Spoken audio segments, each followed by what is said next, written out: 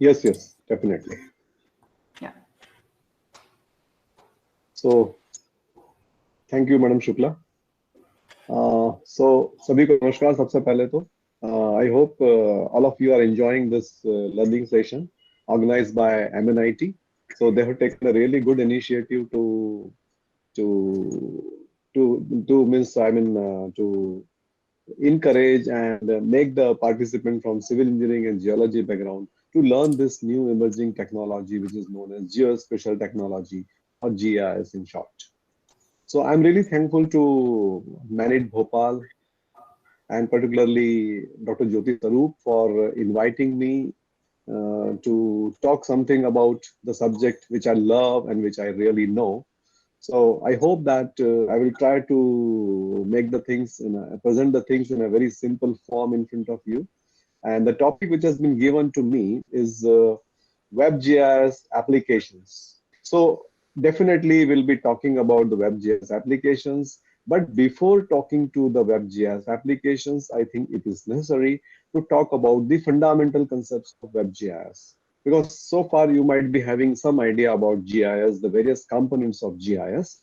But nowadays, WebGIS is becoming very, very popular. And the WebGIS is not that simply straight that so it has got various components and the entire setup is slightly complicated because WebGIS is exclusively is a domain of software developers, GIS developers.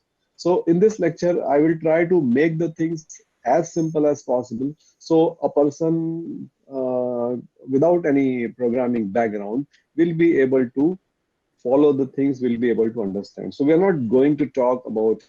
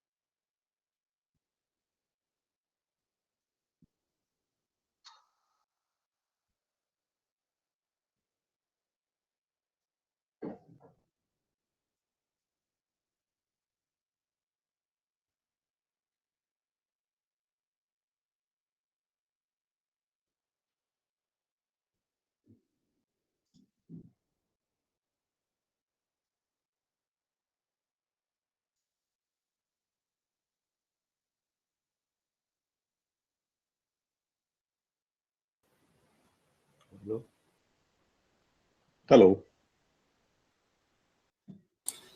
Yeah, so I hope I'm audible now. Yes, sir, you're audible. Sorry, my network was giving some problems, so I switched over to some another mobile network, and I hope that now I will not have any problem. So what I was talking is that WebGIS is a complex subject, and it's a programmer's arena. So, but don't worry, I am here to make the things simple for you, so that you have good understanding of WebGIS. And WebGIS is the future, because we cannot every activity we do in our life that is dependent on the internet. So we can't think of our life without internet. So the GIS is also not spared from that.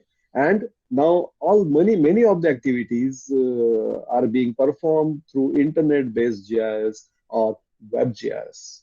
So let us see what is WebGIS. We'll just see the characteristics, components of WebGIS, and there are so many tools available which are there for the GIS developers or the web developers to deploy, develop and deploy the web applications. So just a moment, please wait. I'm sharing my screen.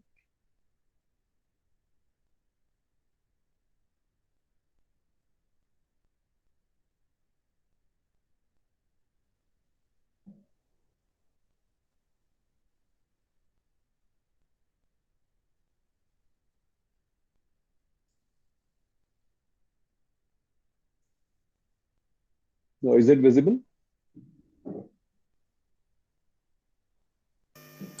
Yes, sir, it's visible. Okay.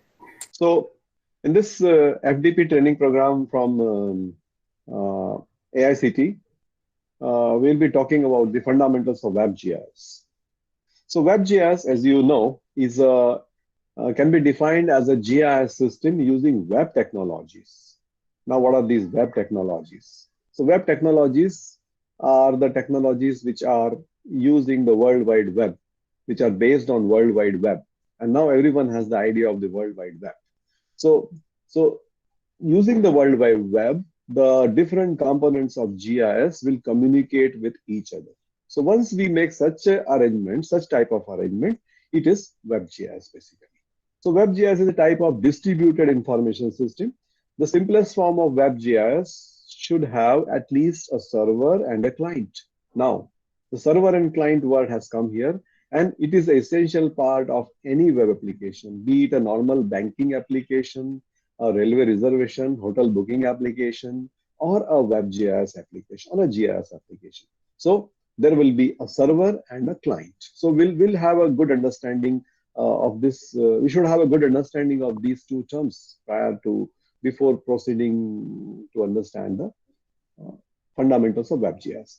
So where the server is a web application server, and the client is a web browser, a desktop application, or a mobile application. So you can think of some computer deciding or located in some city, in some building, in some department, and that is serving the data to the different clients. The clients may be the web browsers, your Internet Explorer, your Google Chrome, Mozilla Firefox, or the browser which you use on Android device or on iOS, iPhones.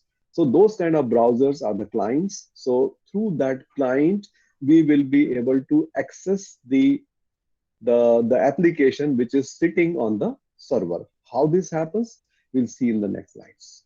So, but before going into the details, I will just want to give you a look and feel of the WebGIS application.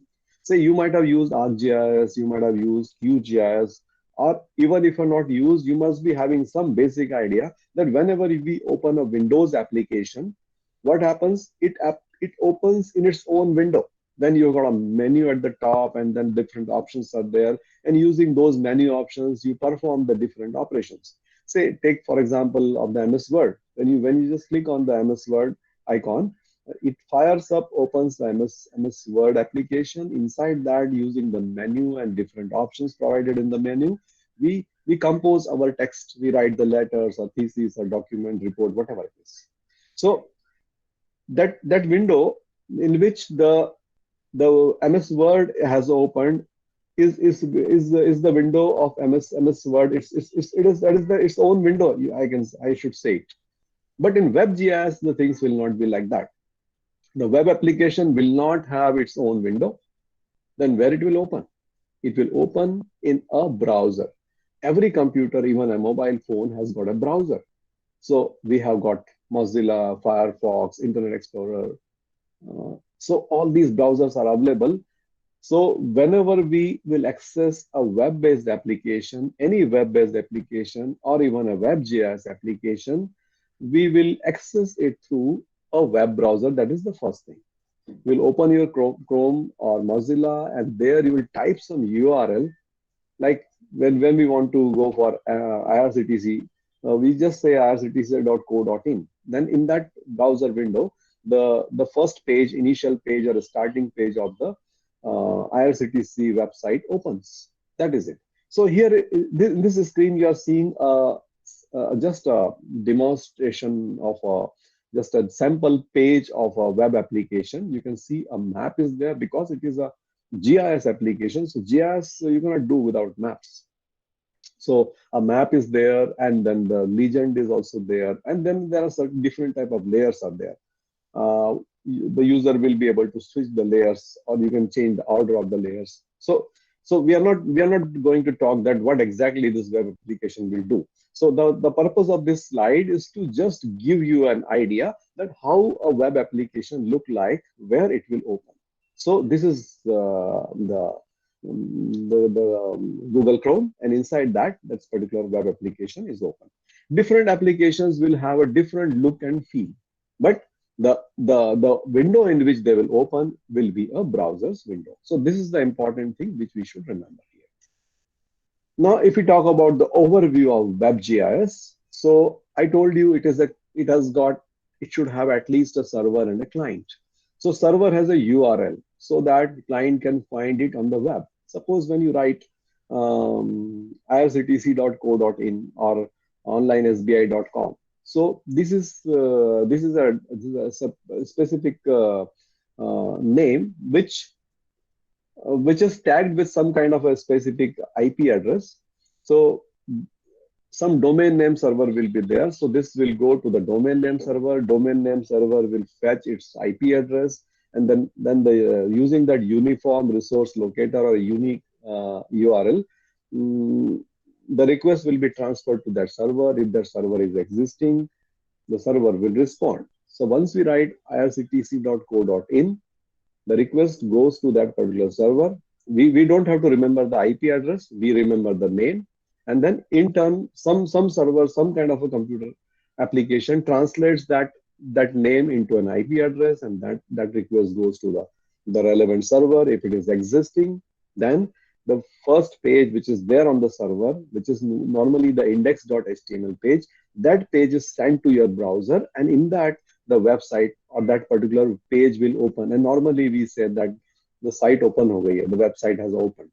Okay, so opening a website means we are just hitting a URL, and in response to that, the server sends the first page, and through that page we interact with that particular website, or basically it is a web application. Okay, so what we call it as a website is a collection of different pages, and on those pages we have got the different type of actions and activities. Okay, so this is the server. So server is a remote computer. You can see in this sketch here. It is connected to the laptop, mobile, and desktop devices through internet. So from these devices, which are connected to the server, they are all known as the client. So the client is a device which will send the request to the server. How it will send the request to the server? It will send the request to the server through web browser. Without web, of course, we can send the requests without the web browser also, but the simplest form is like that only. The server performs the requested GIS operation and sends a response to the client via HTTP. So this new term has come here as HTTP. So HTTP stands for Hypertext Transfer Protocol. It defines how messages are formatted and transmitted. So whenever we write the URL in the browser address bar, the text which we are seeing, that doesn't go as it is. Some more additional texts are added to it. It is formatted in an HTTP format, and using that it goes to the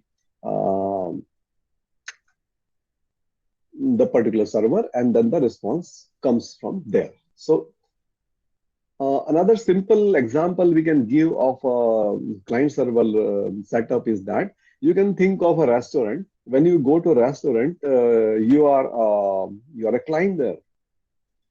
The kitchen of that restaurant is the server. So what you do, you just see the menu of that restaurant and ask for that particular type of food, a particular item. So to whom you will give the order? You will give the order to the waiter. What the waiter will do? Waiter will take that information from you. He will go to the kitchen, and then kitchen, if the kitchen is having that particular is able to serve that particular dish, then it will serve you the things. Otherwise, after 5 minutes, waiter will come. Sorry, sir, this item is not available. So in a similar fashion, when you make some request on an internet through a client, If that server is existing and the server is able to fulfill the request, the server will fulfill the request. Otherwise, it will simply say, it will send some kind of error message. Reading that, you will be able to understand that the server is down or this particular service is not available from that server. So client server means client will always send some request and server will send something as a service in response to that request. But like a restaurant scenario, client cannot make any request. So if you are in a vegetarian restaurant, you cannot ask for a non-vegetarian food. So similarly, server or the application which is residing on the server will have certain set of functionality.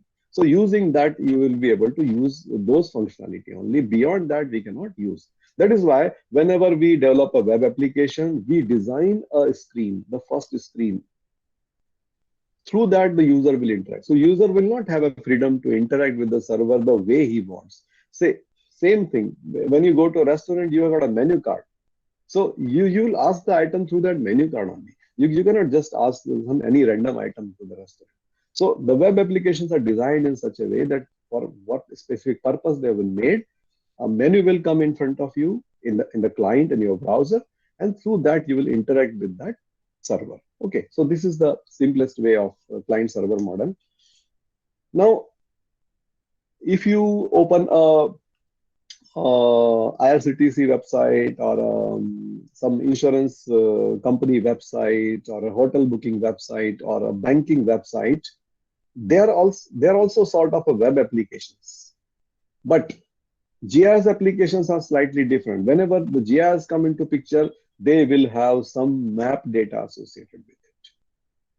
So putting the map in a web application is little bit challenging. That is why a specific another domain has developed, which is specifically particularly known as the web-based GIS. Otherwise, it is simply a web application like IRCTC or sbi.co.in or any other website. Okay, so before we understand, we'll go to what exactly are the components of WebGIS, what is different in web application than the normal WebGIS application, than the normal web applications, that we will just see afterwards. So first we'll see what are the characteristics of a WebGIS. So the first characteristic is that it has got global reach. You can just access this application from anywhere. If you are having QGIS or you're having ArcGIS on your computer, you cannot access it from anywhere. Okay, you will say I will use TeamViewer or any desk kind of a tool and use it, but that will be again limited to certain people. And of course, there must be somebody in your office or at your home to start that computer and connect you to that particular application. So, but that is not the case in case of web applications, because web applications or WebGIS applications, they are hosted on a server and servers are on 24/7, and whosoever is having the login rights can reach that server from any corner of the world. So because of that, naturally, the number of users will be more. The computer which is there in your office, limited number of people are using it. But the same information or same data is there in the form of web applications published by your college or your institution. Then large number of people, even the students, the parents, or many other people, whosoever is concerned or for them the application has been developed, they will be able to see it and they will be able to use it. Okay, and better cross-platform capability will be there. Say, for example, if you download QGIS, then the website will ask that will offer you 2-3 options. Say for what operating system you want to download. You want to download it for Windows, you want to download it for Linux or any other operating system. So that particular file which you have downloaded for Windows, it will not be usable in Linux operating system or on Android device. So like that, the desktop applications are specifically tied to particular platform. So as a developer, if I want to develop an application, desktop application, and I want to, and my clients are there, for example, they are some of them are using Windows, some of them are using Linux, some of them are using Android. And in that case, I will have to develop the application, 3 different applications for these 3 kind of people. But that is not the scenario in the web applications or WebGIS, because web applications will open inside the web browser, and you know that the web browser, you can open the Google Chrome on your desktop, Windows desktop or laptop, on your Linux or Ubuntu laptop, or even on your mobile device, irrespective of its operating system. So all the browsers speak the same language. That is why the developer of the browser has not need not to bother about the operating system.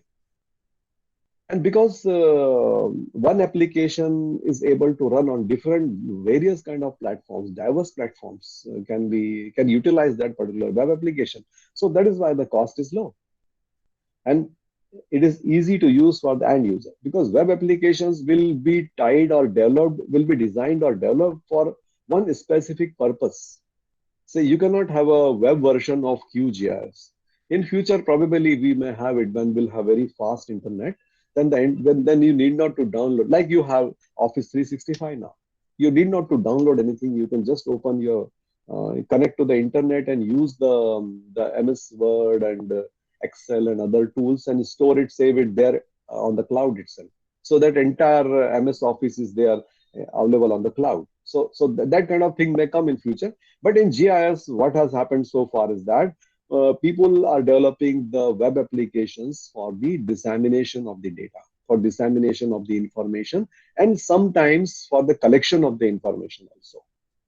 So that is why they have been designed for a specific purpose. So they will have the limited menu options. So the person who is using that particular field or area of interest, he will not have to bother about the various options which are available in GIS. So using a web-based application for a normal office user working in some government organization will be easy. But the same data, if you provide the same data to him on QGIS or ArcGIS, in that case, what will happen? He will have to first learn how to operate that software, and not only that, he will also have to learn what are the fundamental concepts of GIS. Only then he will be able to use that particular software effectively. But that is not the case in WebGIS applications, because they are very simple, perform 2 3 tasks. So the person who is related to that particular procedure or operation, he will quickly grasp it and he will be able to use it. And unified updates are possible, because whenever a new version of some software come, you have to connect to the internet and you have to download it and then reinstall it. But this is not the scenario, the case with the WebGIS applications, because they will have a unified update. The updation has to be performed only on the server. So once it is server, that the application and data is updated on the server, it is available to everyone. And for it, the web applications can be developed for diverse kind of application. It is up to our imagination and our ingenuity that how better we can use it even for education also, because there are so many the subjects where we can use effectively the map based WebGIS applications for teaching to the students. Now the question arises, I told you that WebGIS is having limited kind of options on the application. So does it mean that it can perform limited things? No. It is up to the user to decide that what he wants to give there in his, say it is just like a restaurant. Whatever the visitors coming to that restaurant, what is the preference of their food? That kind of food is served in the restaurant of that particular area. It doesn't mean that the restaurant cannot cook that kind of food, but they will not, because the demand is not there, or they have opened a restaurant with certain theme, so they will stick to that only. So similarly, the WebGIS application will be designed for a specific goal and purpose, and that will be decided by the developer or the developing organization or whatever the agency who is developing that application. But if we talk about the functionality of WebGIS, so WebGIS can perform all GIS functions. Whatever you can do in QGIS, whatever you can do in ArcGIS or any desktop GIS software, everything you can do in WebGIS. Involving, so what are the major things we can do? Spatial information, including, so whatever we'll do or deal with the spatial information. Spatial information, is the information which has got the coordinates associated with it. So my address, XYZ Colony Indore, that is not that is a postal address. But if I talk about a spatial address, if I want to attach the spatial information to my address, then what I have to do? I have to capture the coordinate of my residence or my college, and I have to tag that information along with the address text. Then it becomes a spatial information. So GIS deals with the spatial information. Whatever data we are using in GIS, it is always tagged or associated with some kind of latitude and longitude, sometimes even altitude. So X, Y, and Z coordinates will be there.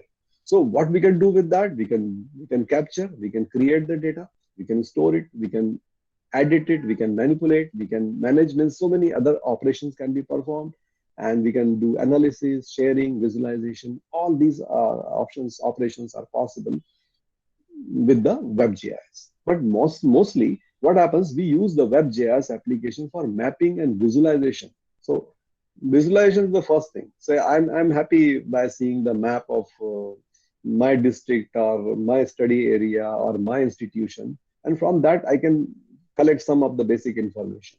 So some query may also be there, like we can have a map of Madhya Pradesh, and from that I can have the map of one particular district, or the districts having population above certain limit or below certain limit, or things like that.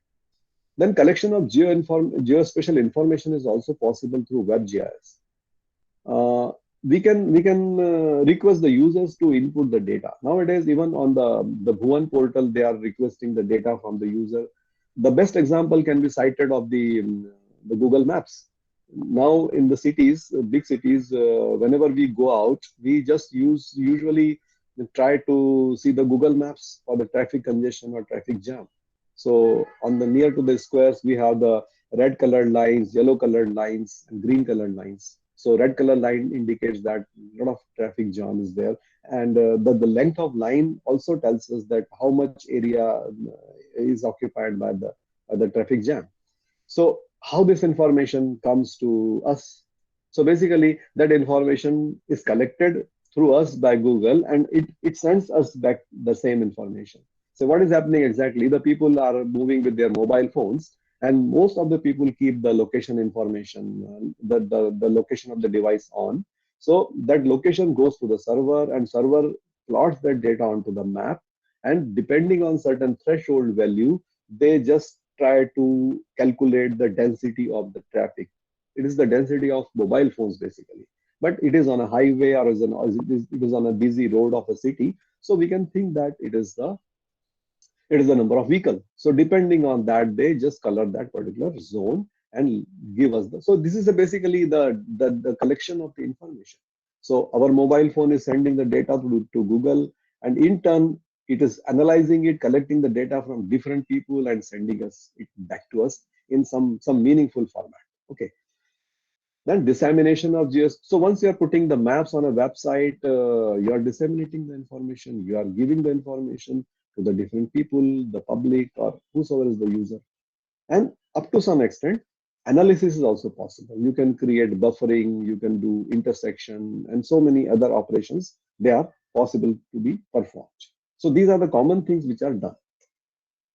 Now, if I talk about the advantages of WebGIS, then whenever we create GIS data, or many of you are from civil engineering background, so you usually create the drawing files, usually the DWG files.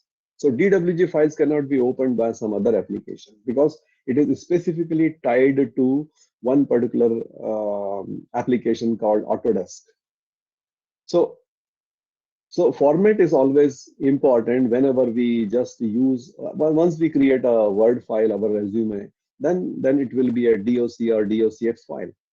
But the same file, if you want to open in some other application, of course, related to the word processing, it will not be possible. So format, but in case of WebGIS or any web application, format is irrelevant because they usually transfer the data in some form of an object which is easily understood by the browsers. So that is why, so even if you are having a shape file, once you use that shape file in your web application, the tools or the APIs functions, they will transfer the data to some other format, and then that data in that bundle or in that particular format will go to another computer. Another computer will be easily able to understand that data and will use it or display it or render it. So here you need not to bother from where the data is coming, where it is coming from, DWG or from shapefile or from some database. So user is not bothered about. He will get the data on the request if the server has been designed to send or serve the data to you. And guaranteed latest data is there because updation has to be done at only one point, that is onto the server only. So once the data updation is done, so frequent updations can be done very easily. It can be done, and that latest data can be available to everyone. No media is involved, no pen drives, no CDs, nothing. You just connect to the internet and get the things. There are many websites where you can download the geospatial data. You can download the country boundary, state boundary, district boundaries, and the free data is available. Even for India and other countries, that data is available. You can visit Diva GIS for that. But before using that particular website, in particularly if you are downloading the India data, then be careful about the international boundary of India. That is not correct. There are certain areas which are under dispute. So that boundary you should not use. Otherwise, you will say, I downloaded from Diva and I'm using it in my research project. You cannot do that. So you have to be carefully check that outer boundary, particularly that Kashmir part. And if that is wrong there, then you should not use that data. Size is irrelevant as only requested data is needed. So you hold data, whatever the area in which you are interested, only that will be served.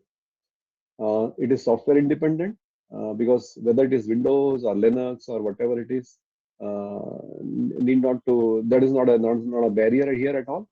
It is device independent. It can be opened on a laptop or a mobile device or tablet or whatever it is. Then data security is there because login credentials will be needed, and depending on the credentials, user will be able to view, download, and edit. So everybody will not have all the rights. So depending on the rights, people will be able to do the activities there. And because of all this, we can save a lot of time. And even the desktop GIS software also support web services. Suppose I have got a one server and I publish some maps on that server. So it is not that only through browser I will be able to use it. Even through QGIS, even through ArcGIS, I will be able to use the maps which I am publishing from some kind of a map server. Okay, we'll see that in the end. This is another screenshot of a web application. You can see this is having a slightly different look and feel, but of course the map is the main component here. So map will always be there, and on that the zooming, panning, those options will be there, and whatever the other information related to that piece of land or the map you want to show, that can be displayed. So it is all dependent on the user, that how the user will design it. Of course, this is one of the applications developed by me only. But anyway, so it is just for the demonstration purpose. So you can have a feel that the web application may appear in different ways.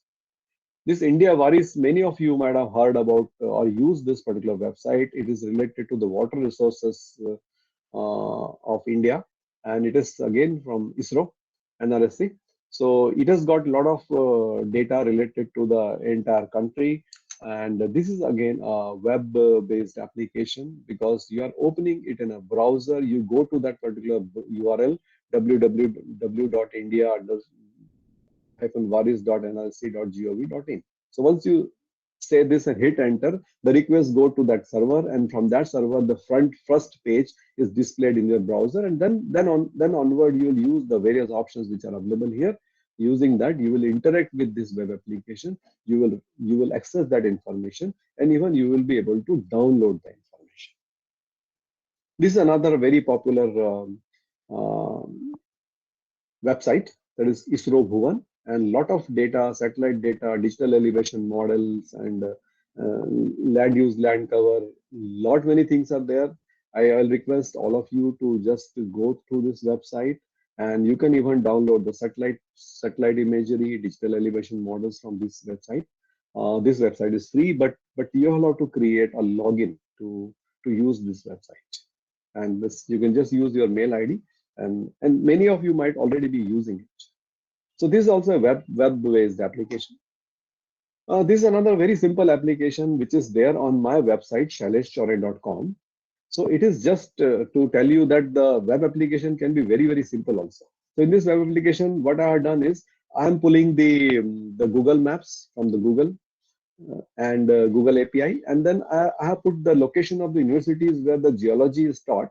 So I just collected the coordinates of those universities and where the geology is taught, and created a small database about what kind of courses they're offering, what is the name of the institution, what is their URL, and their state and other things. So depending on the state, they have been colored differently. And now I can filter using the state and courses, and even I can mark my location here on it. So once I mark my location, a circle of 300-kilometer radius will be drawn, and the points which are inside this, they will be clipped and they will be listed here on the left hand side. So that radius I can change. So I'll just show you. So this is another simple. So you can now you can have an idea that a web application can have a different diverse kind of looks and designs. So it is all dependent on for what purpose they have been made. Depending on that, the design and the look will vary. Okay. Now we come to the components of WebGIS. So the generic layered architecture of WebGIS consists of three layers. These layers are mainly the interface layer, application layer, and database layer.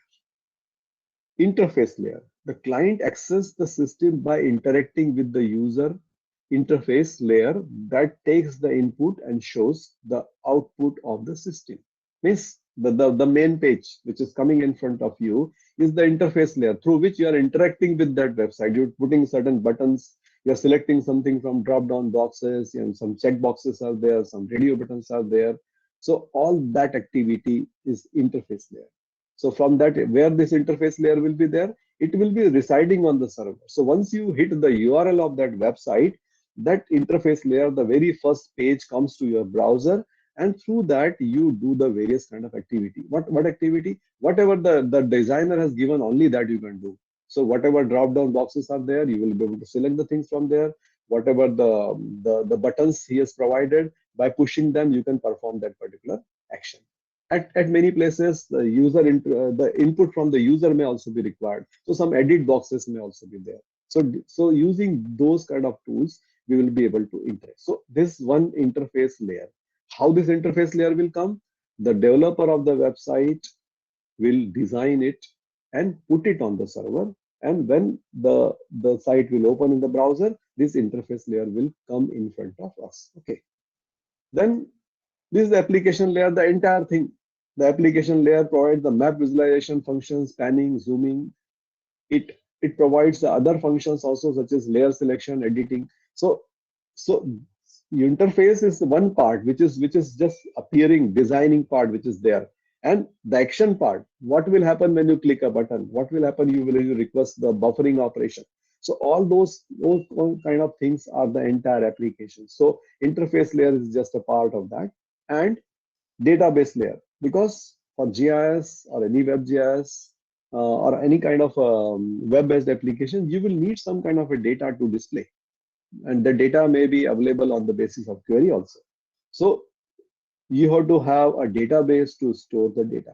And when you are using a spatial data, then you should have some specialized databases will be needed. You cannot just keep the point line and polygon information in any database. You will have to have a spatially enabled database. So that database layer, application layer, and interface layer will be needed. The relation between the three elements is that one element makes a request to other, and the other element then fulfills the request. So interface layer will open the client. If you press some buttons from there, then a request will be generated. That request will come to the application. Application will process the things, and it may take the data from the data layers, and then again send something back to the client, and that will be displayed somewhere in the interface layer at a predefined position or a place. Okay. So the elements that make a request is called client, and the element which fulfills the request is called the server. So it is serving, so it is server. The person who is making the request or putting the demands is the client. So these three elements may reside in the same machine or in different machines. Now it will be more clear once we proceed further. Okay, so this is a diagrammatic representation of the components of WebGIS. So if I just talk about a web application, not a WebGIS application, then it will have a client, it will have some web server and application server, and have a data server. But if we want to develop a WebGIS, then in that case, what will happen? We will have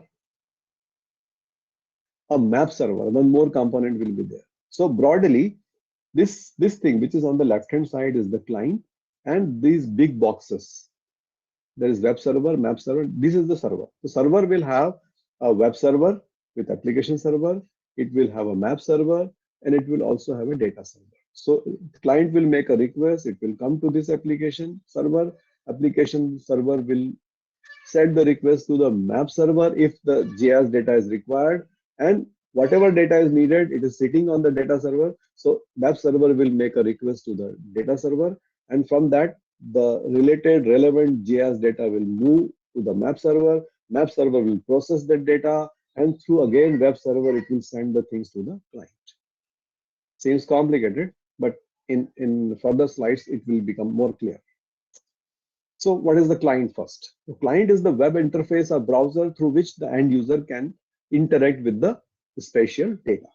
It is also a place for the WebGIS program to present output to this. So whatever you are seeing in your mobile browser or desktop or laptop, that is a client basically. A typical web interface with HTML form is a simple client. So whatever you see, it is an HTML form. Okay. So alternative interactive clients include dynamic HTML, client-side applications such as plugins or help programs, Java applets. So you need not to bother about this terminology.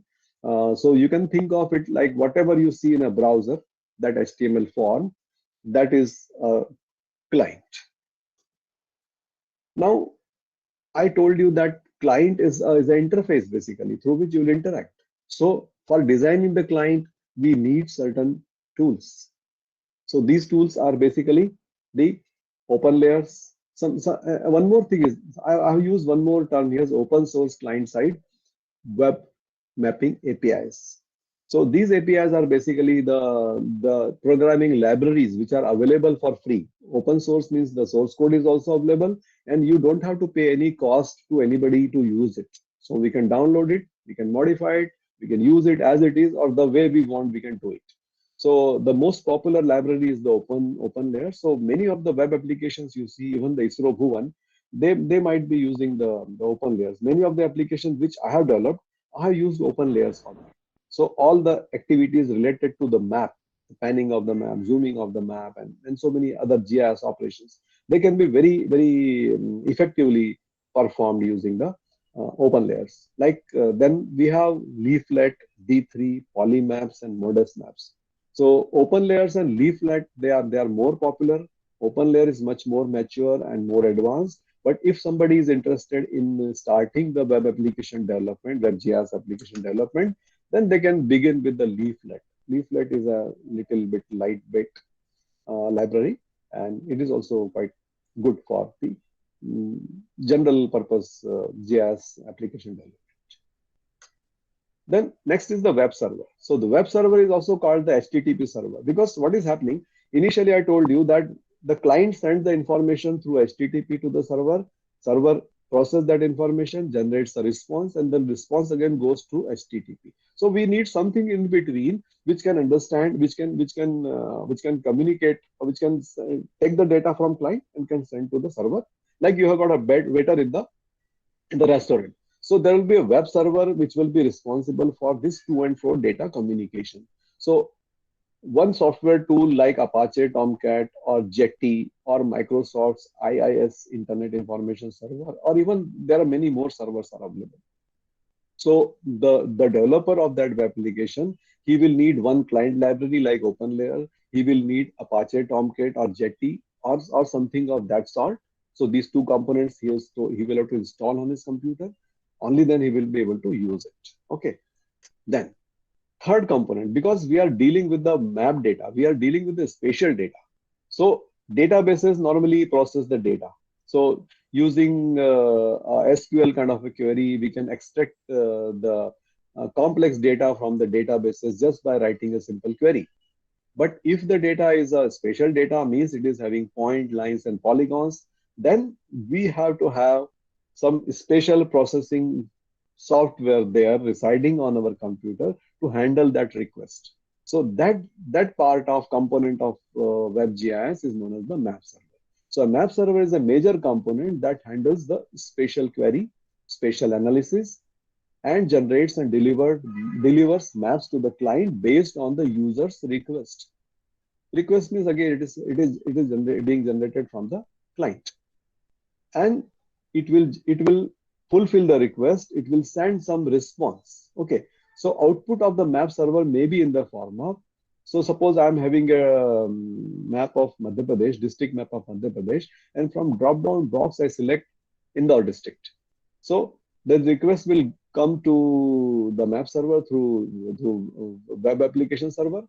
Then this map server will process this information. The polygon of Indore district will be extracted from the database, and this data will be sent back to the client, and client will draw and render that map on my browser. So I will see the district map of Indore. That is it.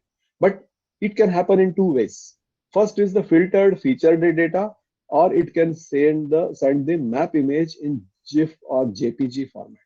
So the data which you are extracting from the server may be in two formats.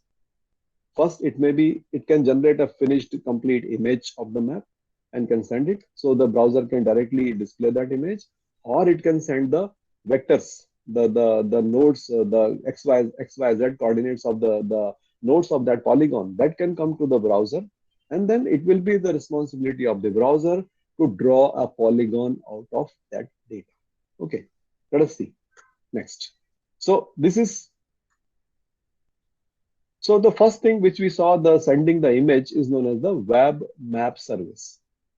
It is, in short, it is known as WMS. So once a client will send a request, it will go to the server, it will process the things, fetch the data, and then whatever the, suppose Indore district polygon it has extracted, what it will do, it will just create a beautiful image of that polygon. It may fill some color into that polygon. The line style may be some unique.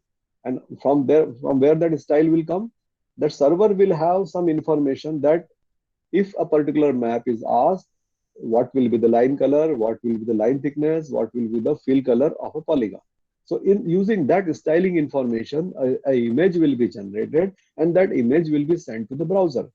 The moment the image will come to the browser, it will be instantly displayed in your browser, because browser will not have to do any work. So what you have done, you have ordered a pizza, and you have specified certain things, that topping will be like this and like that, and depending on that, the kitchen has cooked the things, and the delivery boy has delivered the pizza to you.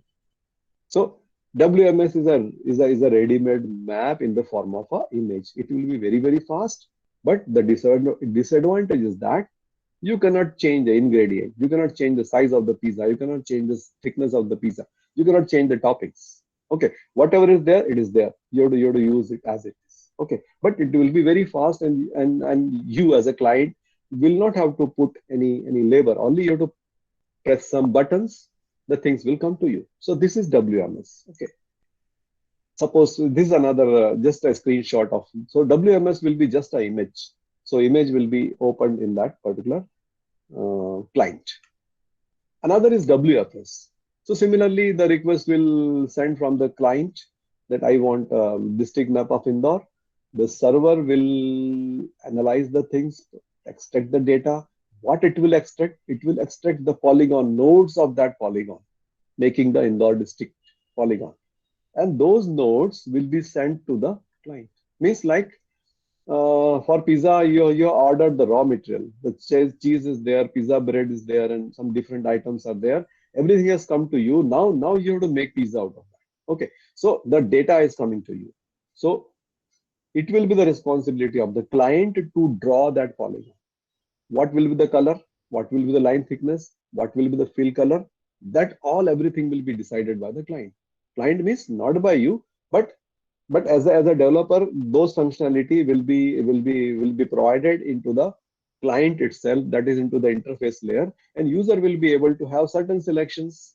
He will be able to choose the line thickness, line color, whatever it is, and whatever the user has chosen, that rendering will be done on the client side itself. So there's a basic difference.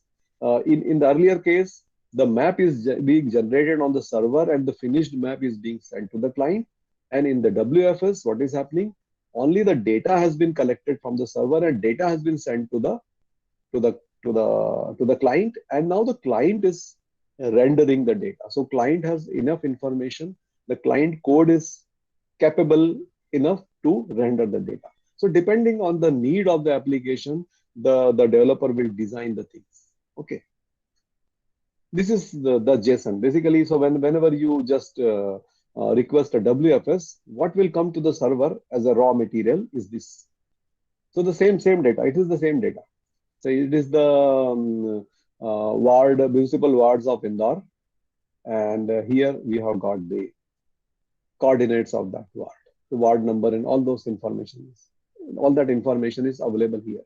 Now the client, you have to process it and display it in the form of a map, because displaying the information in the form of numbers is of no use. But inside, something of this sort is happening. Okay. So map server will provide the different type of services. So one service we saw was WMS, web map service. Another was WFS, web feature service, means the vectors or features are being written. And third is the web processing service. So it will provide the data processing capability. Web processing service is an OGC service for the publishing of the geospatial algorithms and OGC is open source geospatial consortium. This consortium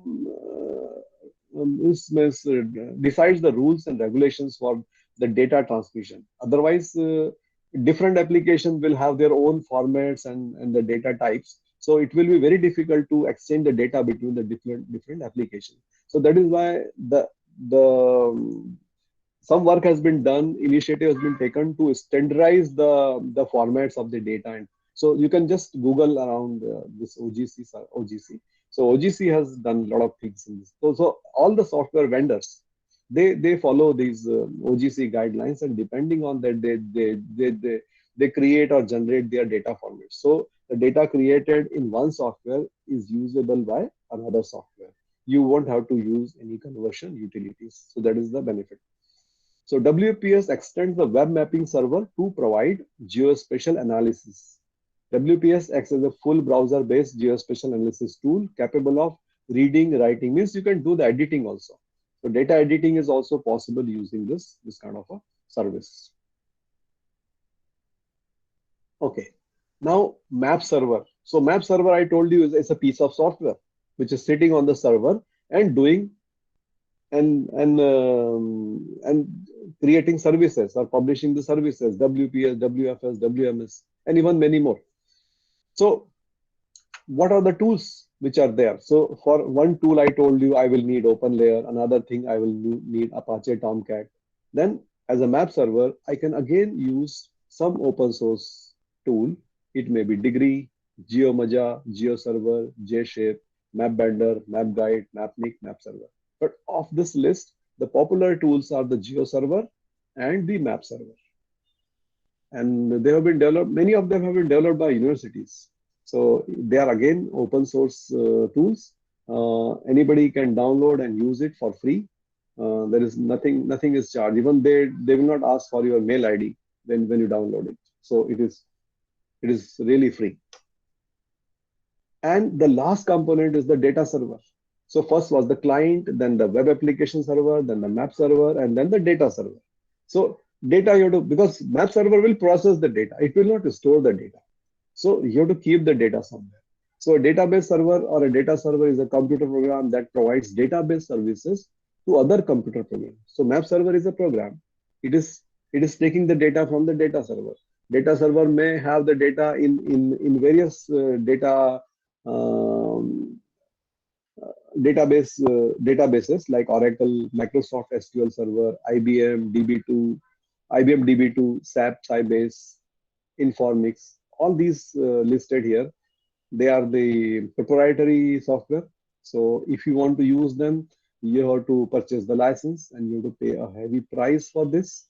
But if you are not interested in paying any price and want to use a powerful open source, free and open source tool, you can go for Ingress, MySQL, PostgreSQL, Firebird, GNU SQL Server, and Specialite. In mobile applications, mostly they use Specialite, SQLite and Specialized. So because it is a lighter kind of an database, so it doesn't require a lot of memory and resources on the system.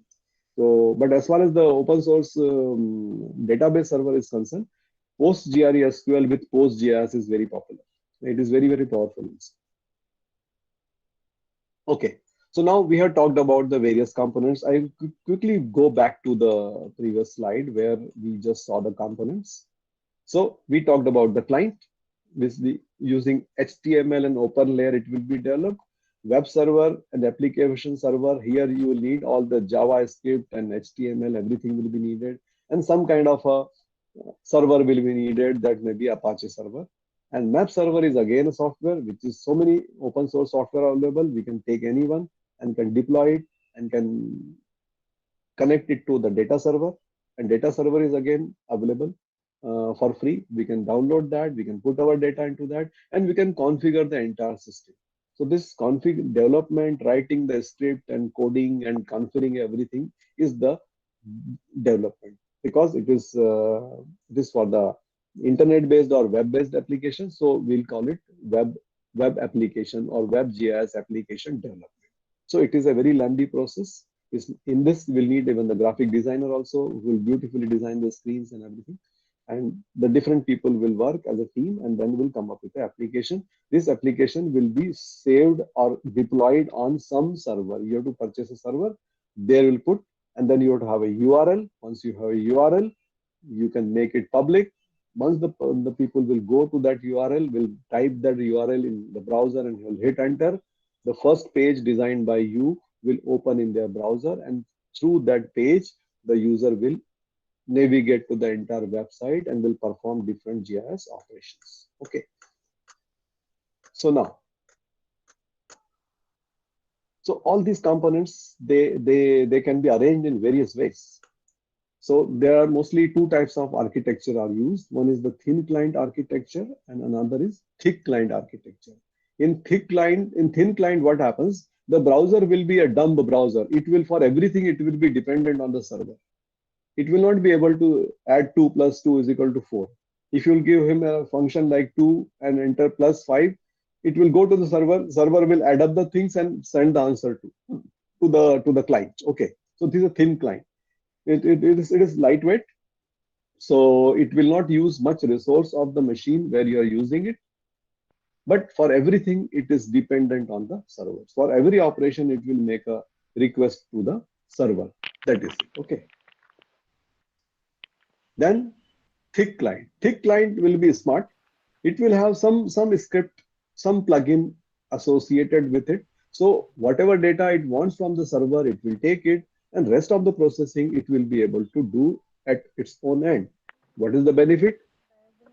The hit or request to the servers will be limited, so the application will work fast. So depending on our application's requirement and all that, we'll decide that in what way we will design the things. Okay.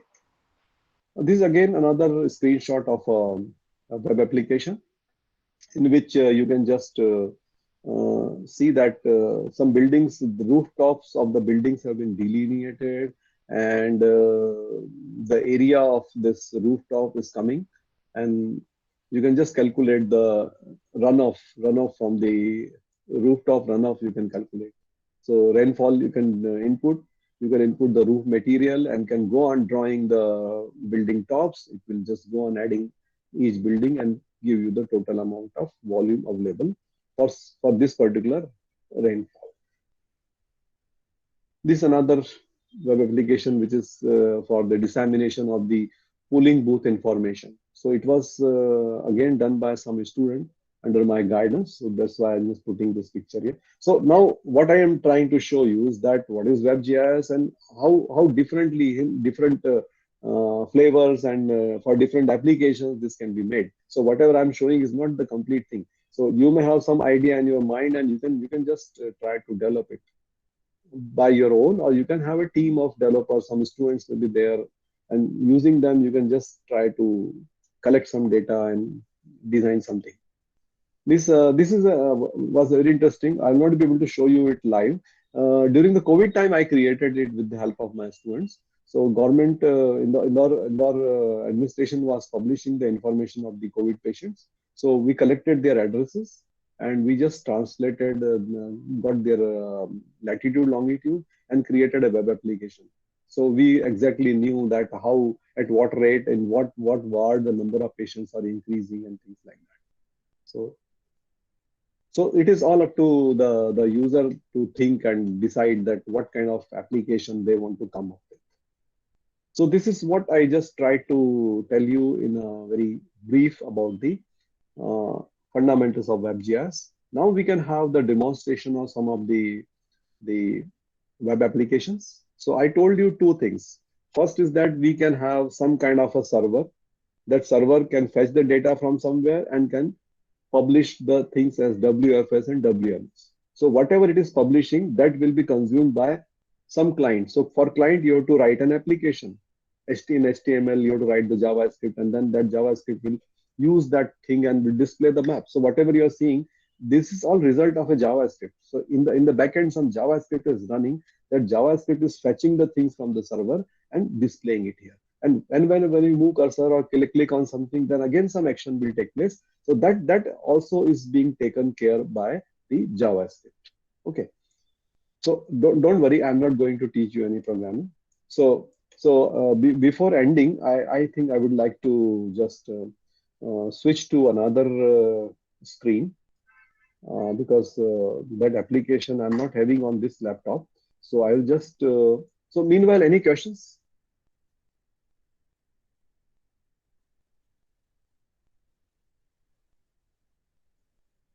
So if you've got some questions, then we can take.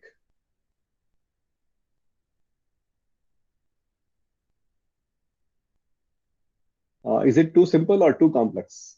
So when the things are too simple, then there won't be any question. If the things are too complex, again, there won't be any questions.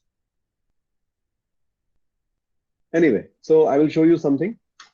So just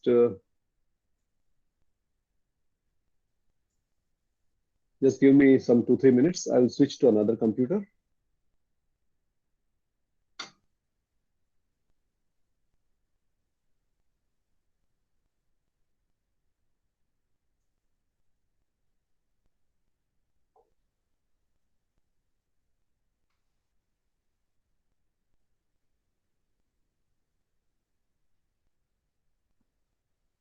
So can you see? Yeah, it's visible. Okay. So I told you that for publishing the maps, we need a map server. So I'll just give you a very quick look and feel of the map server, how the map server looks and what exactly it does. Okay. So I'm using GeoServer for my applications. So I will just open the GeoServer.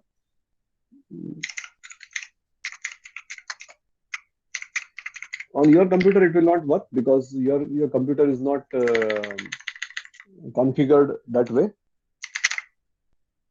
Okay, once I say like this, interface of the GeoServer will open, and here I can just provide the login credentials. Now whatever data I have added to this server, that is all available. So COVID data is there, some HSC web map, Holker College web map is there. I'm working on one project with Mohanlal Sukhadia University on election analysis, election data analysis. So that data of that project is also here. So now you may be wondering that from where this data is coming. So this data is coming basically from the uh, from some kind of a shapefile or from some kind of a database, maybe a Postgres database, PostGIS Postgres. Okay, so this particular information which is added here, it is sitting on the same computer in either in shapefile or in database. Now what we have done, we have just fetched that data from that database or shapefile in the form of different workspaces, and each workspace has got different layers. Suppose I election information system, if I show you, it has got different layers. Say for example, AC poly means assembly constituency polygons. Then PC data, PC poly is the parliamentary constituency polygons. So like that, different kind of information, spatial, non-spatial, both is residing here. So GeoServer is not storing any information. It is taking the data from the shapefile or some database, and it is publishing it. How it will publish? It will publish it as WMS or WFS. So whatever the layers are there, those published layers can be seen here. So I'll just go to just filter it out. You don't bother how to use it. I'm just trying to elaborate the concept and demonstrate the concept which you have learned. Okay. So don't try to remember anything. Just see and understand. So suppose I am interested in seeing this AC poly. So using open layers, this particular application will make a small program and will open it in another browser window so that you will be able to see it in the form of a map. Okay. So I click it. You see a map has come here. Now, if you click on it, it will show the attributes and everything. So, why it has been given? It has not been given for the publication purpose. It has been given here because once I add the data to the GeoServer and I want to verify whether the data is correctly visible or not, correctly styled or not, that I want to see. So, for that purpose, it is given. But in fact, actually, what will happen? The same request, the request is here. So that request will be either processed by an application written by a developer, or it can be accessed through a desktop application. So this particular map, which is being published from GeoServer, can be accessed from QGIS or from some kind of a web application. So let us see how we can see it first through a web application. So I'm working on this project. The work is still going on. But anyway, we can see some. So I have to write the address here. Yeah.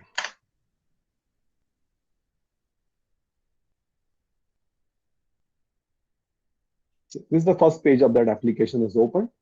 And you can see the parliamentary constituencies of Rajasthan are being shown here. And a list of all the constituencies are there. And it is the overall the election result analysis for the entire state for the parliament election for the year 2009 is there. If I change the year, the statistics will change. Okay. And what about the map? Suppose I'm interested in seeing only the Barmer. So once I click on this, it will zoom to Barmer, and the graphics which are related, which are associated with this, that will also change. Similarly, I can just go for the assembly constituencies. Of course, the number is much more. And if I go to one particular constituency, the map of that will be zoomed, and the graph and the name of the winner and those things will be displayed here. So this is how you are relating the GIS information with otherwise we can always show this information in a tabular view. But once you put it in the form of an interactive map, it makes more sense. Okay. Now even it has got further. So you have seen that the same map which was coming here, now it is coming here. Okay. So this is coming through from the GeoServer, and from GeoServer is again attached to some kind of database. So once I open this application, what is happening? It is requesting the GeoServer to serve this particular map. Suppose I click on this parliamentary, so it has sent a request to the GeoServer to give a WMS style of this particular layer. Now, where this layer? This layer is sitting in a database. So GeoServer is taking that thing from database, it is coloring it, putting the fill color, line color, everything, and sending an image to this. And my application is displaying this image on this particular thing. The image which is in the background is coming from some other server. It is coming from OpenStreetMap. So if I remove OpenStreetMap, then you will have something of this sort, what you're seeing here. Okay.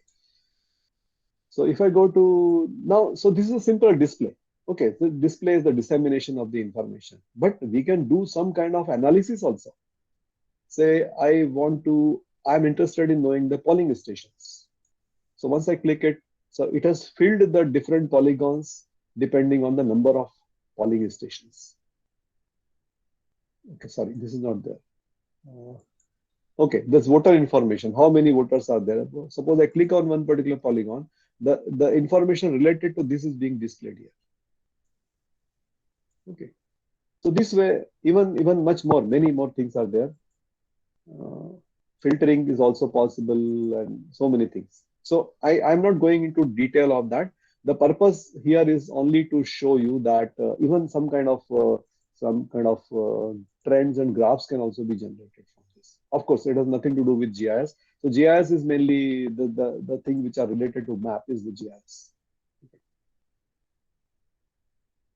So this is one. Now, same thing if you want to see in QGIS. Okay, so let us see that. This is QGIS. And in QGIS or any GIS, what will happen? We'll just add the layer, and that layer will be mostly a shapefile. But here, this data is not coming from shapefile. Here it is coming from, I have added a layer, and this layer, you see, it is a WFS layer and WMS layer. So once I want to add WFS layer, what happens? It asks for some kind of a connection parameter. So already EIS WFS connection I have made. Let us see what is there inside this. So if I edit this, so a name connection name is there, and then URL is there. So this is the same address where this thing is published. Suppose I go back to this. You see, localhost ://geoserver/EIS/Raj/WMS. The same thing I'm writing here. So once I write this here and give the username and password, it will give me the access to that layer. Say all the layers which are there on my GeoServer, they are now here. If I click on any of PC polygon, if I click and say add, that polygon has been added here. So it is coming as a, you can see it is coming as a vector file. Okay, one more thing I have added here, it is coming as a raster file. So this is WMS and this is WFS. So WFS means vector. You can just put the editing on and yeah, put the editing on. Can just a minute.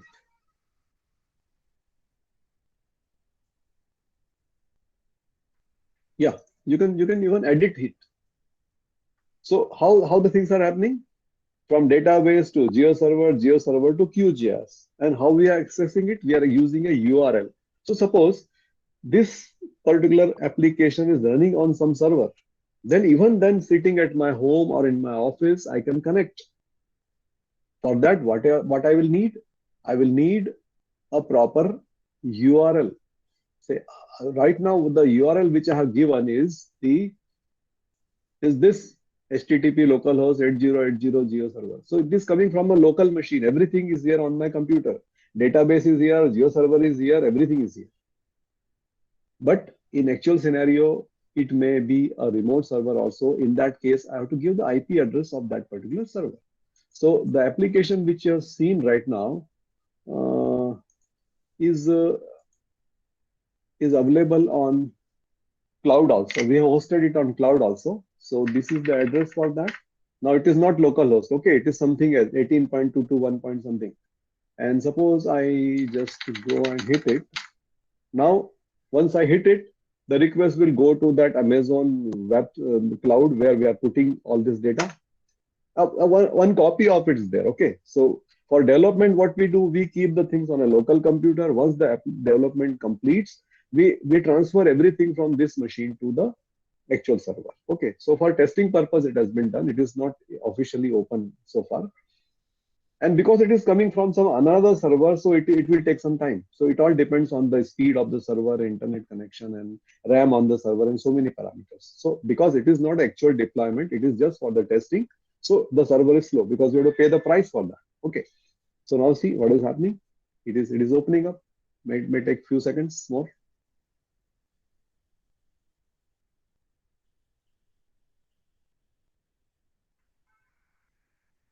Okay, now even here also I can do everything. Suppose I want to see Dosa or Ganganagar, for example. Now it will take time because it is communicating with the server. So that is the issue here. But if the server is fast, enough resources on the server, internet connection is fast, it will be very, very fast.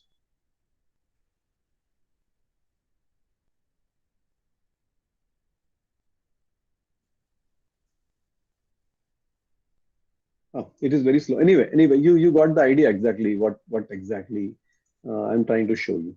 Okay. So like that, one more application I can show you. That is, yeah. This is my college map, and we are just trying to make a interactive map of college so that we can access the different buildings.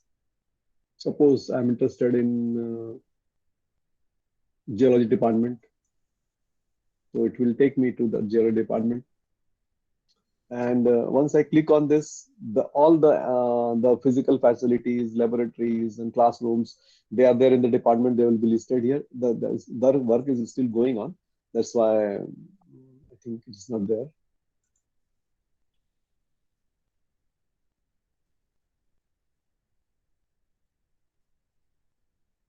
Similarly, room number, if somebody is interested in searching from where room number 1 to 9 is there in which building, so it will just take me to that particular building, and it will even highlight the room numbers there. So like that, even class timetable has also been tried to link. So once I click my class and my section I select, it will give me the entire timetable, and it will also take me to that building where my classrooms are there. So that is it. So it is all up to our imagination and requirement that how we can utilize it. And this is also coming from GeoServer. I can show you that also. So suppose I go to HSC and boundary buildings info. I think this must be that. No, not this. Boundary class department info. Entities. Yeah, it is in entities. This is that.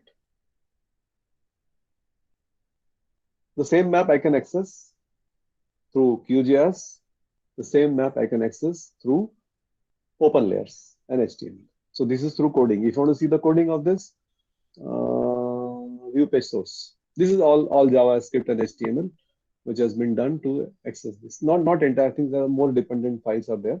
So this is how the application development and the purpose of telling you this entire story is that nowadays the instances may come in front of you where you may require to develop a web application. So you will not be going to do it. Definitely, if you're not a programmer, you cannot do it. But if somebody is there, as a developer comes to your organization, he will not be in a position to mislead you. So because you will be knowing the basics. Okay. So just as a GIS student or a user, you should have an enough idea that what is WebGIS, what are the components used, and as and when required, you can at least play some role and can help the developer team in creating the application and designing the application or guiding them. That is it. So I think the time is already over. I think it is 2:12. So I end here. So I'm really thankful to everyone for patiently listening. And still, I'm ready for the questions. I think some 2, 3, 5 minutes can be. It all depends on the organizers, what they say. If time is there, then we can answer questions. Sailesh sir, we can take up the questions. No problem for 5 minutes. So please come forward.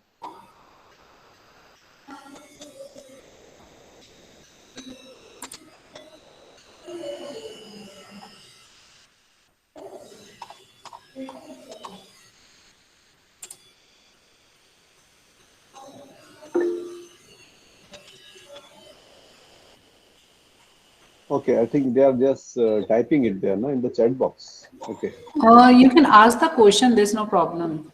I think they are allowed to speak, no, open their mic, no. Yeah, they can allow. They It's can better. speak. Please come forward and just speak through the mic. That is better. Shobna I can Subramanian. ask a question. Yeah. Yes, Is there please. any, sorry for the background noise.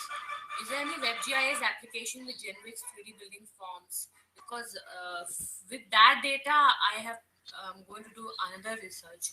So that is the data I require. So is there some place where it is available, or do I have to like create it, or as in get into Okay, the okay, okay, okay, okay. Got your question. Very nice question. So basically, you are asking that is there any web application which generates 3D building forms? No. Say basically, web application is like a tailor-made application. Okay. So whenever I just go to the tailor, I get a shirt or coat stitched for me as per my requirement. Okay. So that design, of course, anybody can take. But if I want to have my own shirt, then I have to specify the design, I have to identify the tailor, and then I have to get it done. Or if I can stitch it myself, then I can do it. So you can definitely create a 3D building using WebGIS, but the issue is that the 3D data is heavy data, and as you know, on internet, the data communication depends on the internet speed and processing.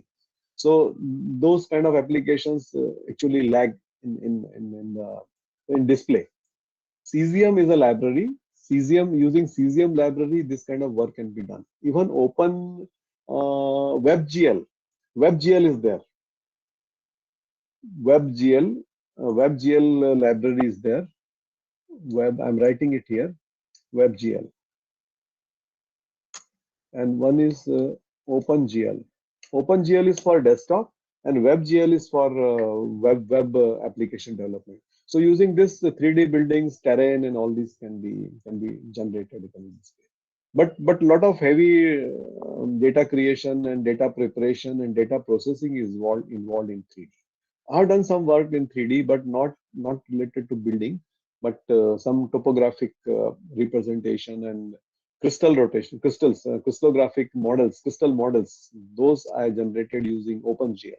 So you can explore WebGL and JavaScript. They can go hand in hand, and you can create something using that. And I think some Google tools are also there for this. Google has also done some work for this. So you can try explore, and even you feel free to contact me for this. I don't directly work in this, but I can definitely tell you about the tools and the way it can be approached. Okay. thank you, sir. Thank you so much. So anyone else?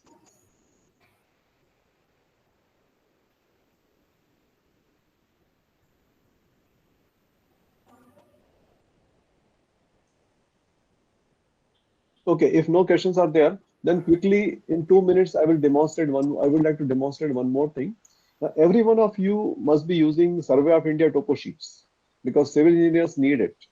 And finding a number of topo sheet for purchasing it is a tedious task. You have to refer that map provided by Survey of India, and on that you will locate your point, and then. But as far as the point is concerned, it's not a problem. But if you want to compute the topo sheet numbers for a road or for a canal or for a river basin or something, then it is really a troublesome task. So for that, one